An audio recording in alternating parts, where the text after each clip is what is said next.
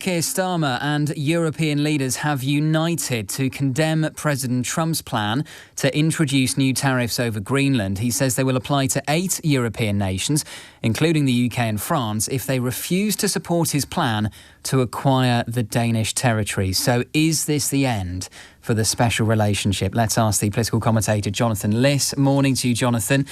Should we still see the US as our closest ally? No, clearly not. Allies don't do this. This is a naked act of coercion, of bullying, of blackmail. Just take a step back and realise how absolutely unhinged this is. Donald Trump is threatening British businesses that depend on trade with the United States, basically threatening an economic war with supposedly one of his closest and best most devoted allies for upholding the basic principle of self-determination, which is what this is all about. The United States is entitled to want to buy Greenland. Greenland and Denmark are entitled to say no. That's it. That's the end of it. But Donald Trump can't accept no. He's a bully. He will not take no for an answer. So now he's actually threatening implicitly war, effectively war against Denmark and by extension NATO, by extension us even, for simply upholding the principle of self-determination.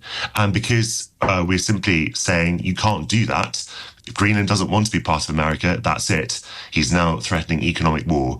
I think this is really the furthest he's ever gone. Because even people on his own side, I think, will accept that this is completely without precedent, completely without justification. I think that Donald Trump, the mad emperor we've seen for the last year in particular, but there has to be a limit to how far he can go. And this might just be the thing that goes too far. So how should we respond then, Jonathan? Because realistically, if he wants Greenland, he can have it. I mean, if he decided he wanted to take it by military force, there is nothing that the Danes can do, that the rest of NATO can do, because we haven't got the forces that the US does. So aside from condemning these tariffs and condemning his rhetoric, what can we do? What should we do? Well, I think that we should try to appeal to some kind of rationality, if it exists, in the White House. I think that we do still have to remember that the United States, and the whole thing that they keep saying about Greenland is that if we don't have it, Russia or China will have it. The United States is basically equating itself explicitly with Russia and China, and they are acting like Russia does. I mean, China hasn't done anything like this. Russia is not posing any kind of a threat and to they've Greenland. Already got a military base on Greenland. They used to have far more. They closed most of them down. I'm sure if they said, look, we just want to open a few more, maybe even open 10 more like they used to have, the Danes and the Greenlanders would say that's fine. That's not the issue here. Look, It's absolutely the point. I mean, the United States can have as many troops as it wants on Greenland. They can strike up mineral deals if it's about minerals with the Greenlanders. They've already said they're open to that kind of thing. It's actually prohibitively expensive to do that, by the way. The only reason Trump wants this, and I think we have to always remember with Trump that the simplest answer is the answer. He just wants more territory. He wants more power. He wants more prestige. You have to think of the world like a 5-year-old would think about it. It's like playing a game of Risk. We want more of the world. We want more of our flags, our men on this part of the world. That's what it's all about. It's also about his own personal enrichment. I mean, he's putting the oil money from Venezuela into a Qatari bank account controlled by himself. I mean, it really is. It doesn't take a genius to understand what's going on in all these things.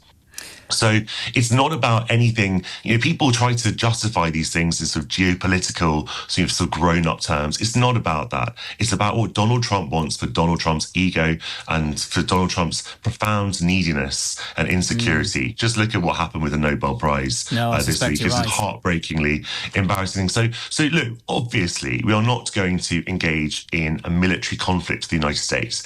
That is not going to happen. And I also can't foresee a circumstance where the United States would fire ammunition against Danish allies. That is not going to go down well with the MAGA Republicans. I don't think it could ever happen. Look, We have no idea how crazy this guy is. He seems to be, sort of proving those of us who said that this man is completely unstable and unhinged, proving us right. Sort of, even that we are understating the case with each passing day. And the people who sort of defended him and said none of this is ever going to happen, it was Trump derangement syndrome, they have to do some serious explaining. Because the thing is that there are a lot of decisions that Trump has made that you can sort of bend over backwards to try and present a sort of legitimate grown-up adult defense of. And that is what people have been doing.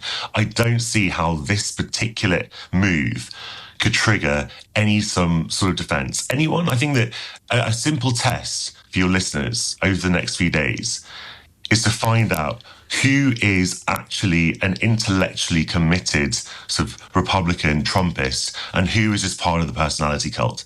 Anyone who is actually trying to mount a defense of these tariffs against Trump's, America's closest allies, for defending the principle of self-determination and sort of basic anti-imperialism and autonomy in this world.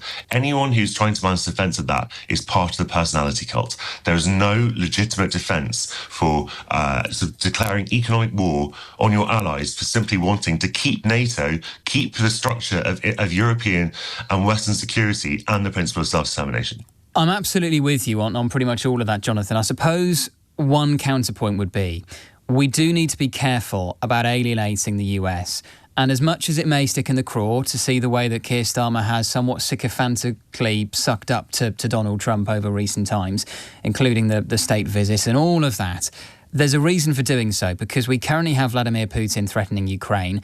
And as much as Greenland may be appalling what Trump is doing, Greenland, frankly, matters a lot less to us and our national security than continental Europe. And if the price for US support for Ukraine is that we give up Greenland, is that a price worth paying? Greenland is not ours to give up. It's like, it's just mad. It's like saying Trump wants Wales. Okay, fine, we'll give him Wales. Maybe he'll stop then. This argument didn't work in the 1930s and it won't work now. Appeasement is not the answer, because if you give a bully what he wants, the bully doesn't say, oh, thanks, I'll stop now. He carries on. And this kind of blackmail is not going to work. It's actually going to be counterproductive. It's going to make Europe even more united. It's going to sort of even make his opponents more united. I think it's going to make some of his own side actually oppose him, because people can just see the immorality of this, let alone anything else. This cannot work. It won't work. Just finally, Jonathan, whilst I've got you, we're also talking this hour about Tony Blair being appointed to Donald Trump's Board of Peace in Gaza. Does the Middle East need more Tony Blair? Absolutely not, under any circumstances.